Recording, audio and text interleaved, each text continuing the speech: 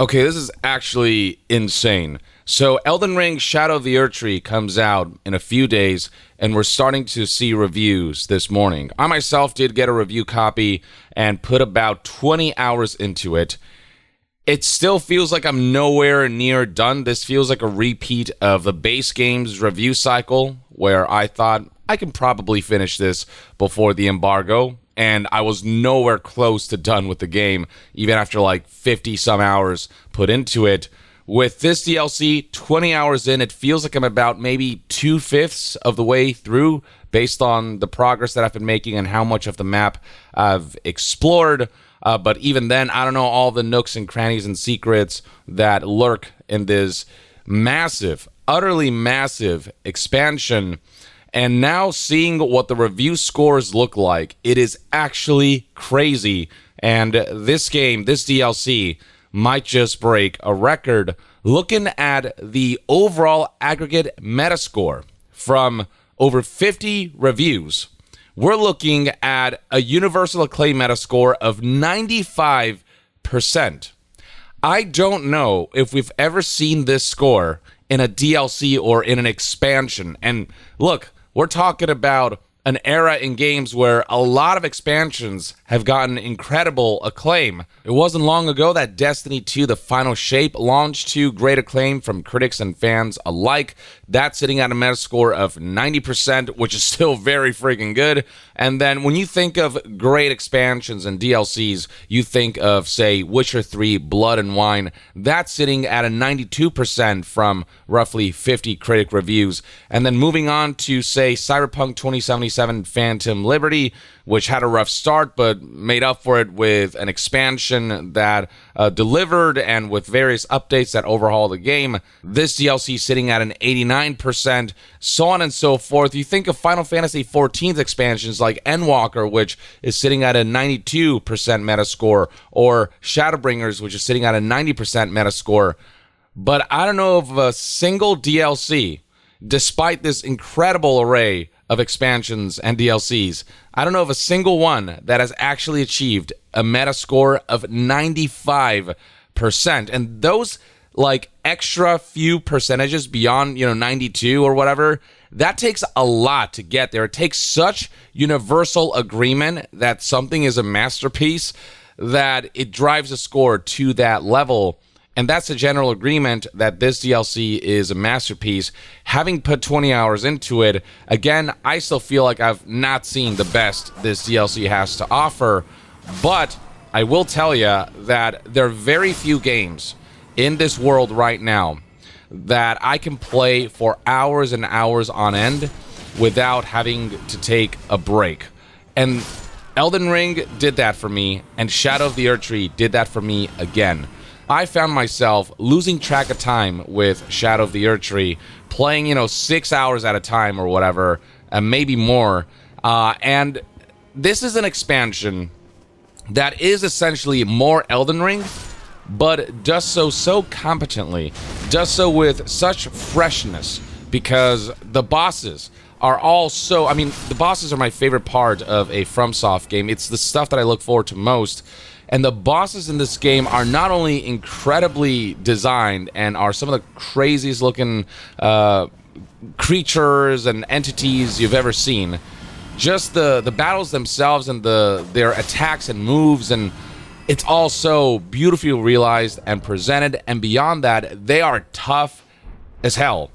FromSoft is getting better and better at essentially upping the difficulty. They know that FromSoft players, they know that Soulsborne players are just getting too good at this game, are getting better and better with each new entry, and so FromSoft has to step up the difficulty, and they're definitely doing that. Some of these bosses are going to take you a while to beat. In fact, plenty of reviews out there already saying that this DLC might feature some of the hardest, if not the potentially hardest bosses that we've ever seen from a FromSoft game.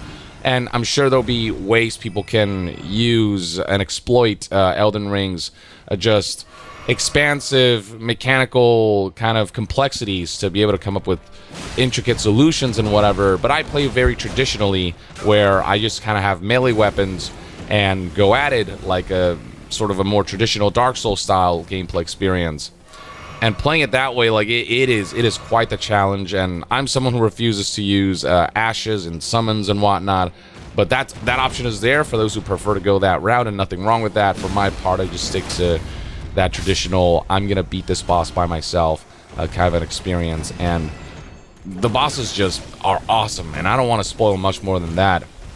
And speaking of weapons, just that alone, the introduction of the new weapons and the sheer variety of new weapon types, and how much it expands the possibilities of the way you can play this game and how it makes the combat feel new again, is a big part of the draw and appeal of Shadow of the Erdtree. I discovered my new favorite weapons, the backhand blades, which not only have great swiftness, but also have the special move where you dash diagonally and do sort of like a backhand stab. And that feels freaking awesome when you master it and know how to dodge and weave around with it, and being on the offensive at the same time, weaving around attacks and just kind of making combat look so badass and so smooth and so cinematic almost. This is the weapon that I've been using most throughout my personal playthrough. But the thing is, there are other weapons that I haven't really fully explored or tried, that I haven't really even discovered at this point. So when I do find those, who knows, maybe I'll gravitate towards a new weapon and combat will feel fresh yet again.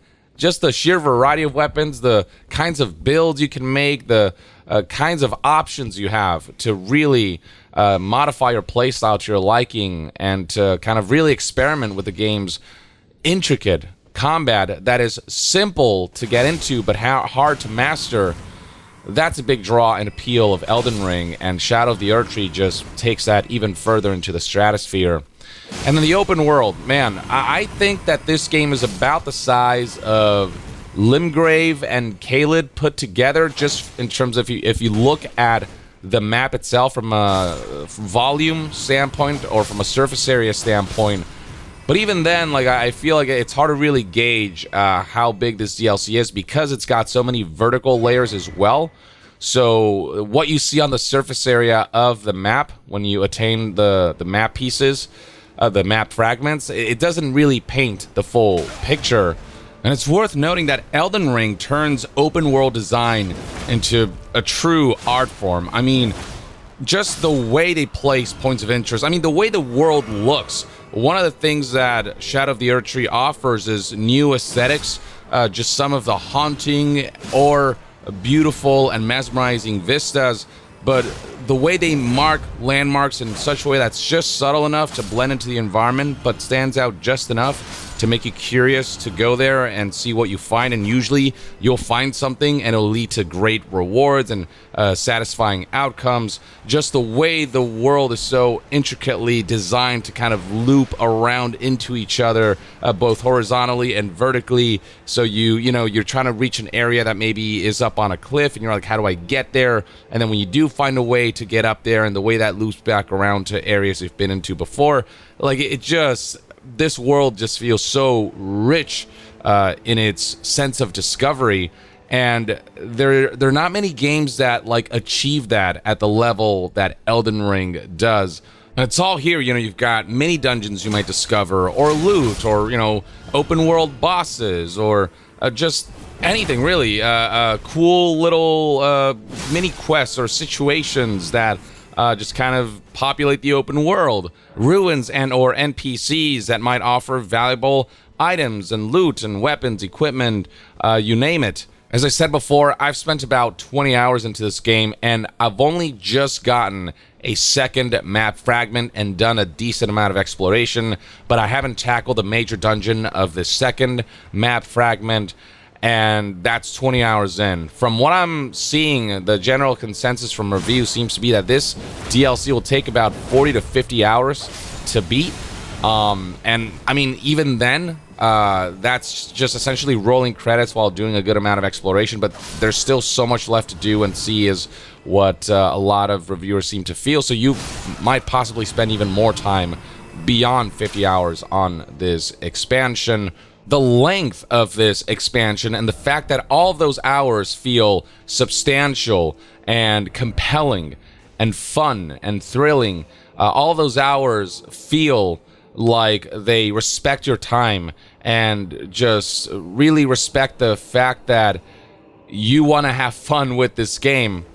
That is quite the scale for an expansion.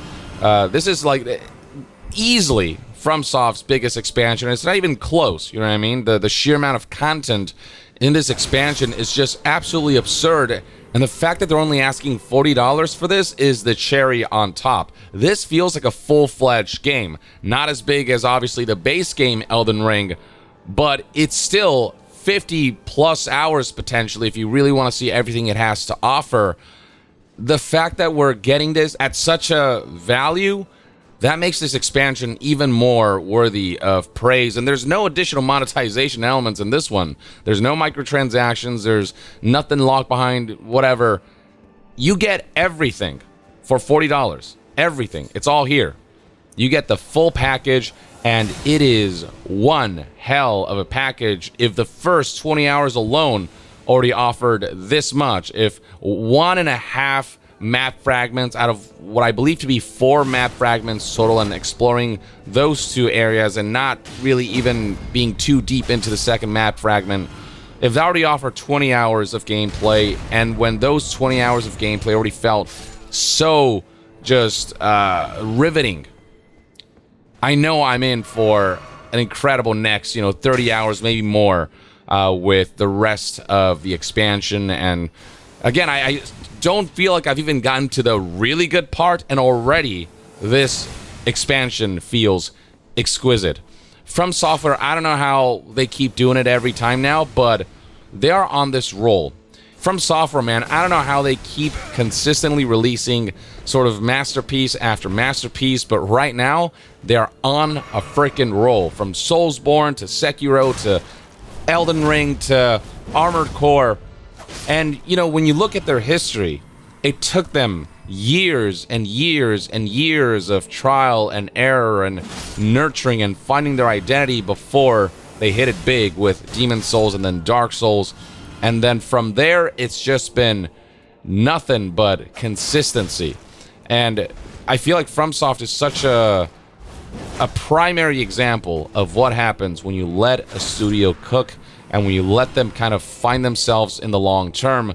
And it's what I feel like a lot of companies and publishers don't understand, is that it takes a while to get to the point where you have the kind of mastery that FromSoft has right now. Seeing all of the studios getting shut down and all the layoffs happening and all these things, it's just they're missing the forest for the trees.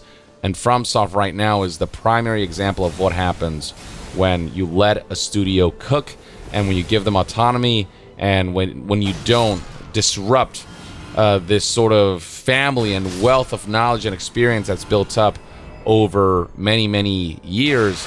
Eventually something just clicks, and from then on, it's just what you're doing so well as a studio that it's it's insane what you can output, how you can continue to up yourself when you think that their previous masterpiece is something surely that cannot be topped, and they keep doing so. And with this expansion and this DLC, potentially the highest reviewed DLC expansion of all time with a 95% aggregate score. Who knows, it might change over the course of days or whatever, but so far it's looking like it's breaking that record. FromSoft has achieved a triumph that is almost expected at this point from them. This is who they are now. They just make masterpiece after masterpiece, and they put this level of love and care to everything that they do and give it to us at value that is unprecedented in this industry. And I just have to applaud them for what they're doing here. They're kind of becoming the prime example of how to be as a game studio. And Miyazaki recently came out and said that as long as I'm CEO, I'm not letting layoffs happen. And they don't need to let layoffs happen because they've been highly successful as a company, as a studio, and their successes, no doubt, will only continue from here, is what I'm hoping. That's everything I got to say, ladies and gentlemen. Go play this DLC. Support the studio that, out of so many, are among the ones that deserve it the most. And I hope you have an incredible time in the realm of shadows, like myself and many reviewers have. So with that, ladies and gentlemen, that's everything I gotta say, and that's sort of my take on Elden Ring Shadow of the Erdtree based on the 20 hours or so I've played so far. Let me know in the comments below what your thoughts and opinions are on Shadow of the Erdtree once you play it, and let me know just whether this is something you're looking forward to. And to be further updated on all things gaming news, reviews, and discussions, stay tuned right here on Young Yeah. I'll see you guys next time. Young out.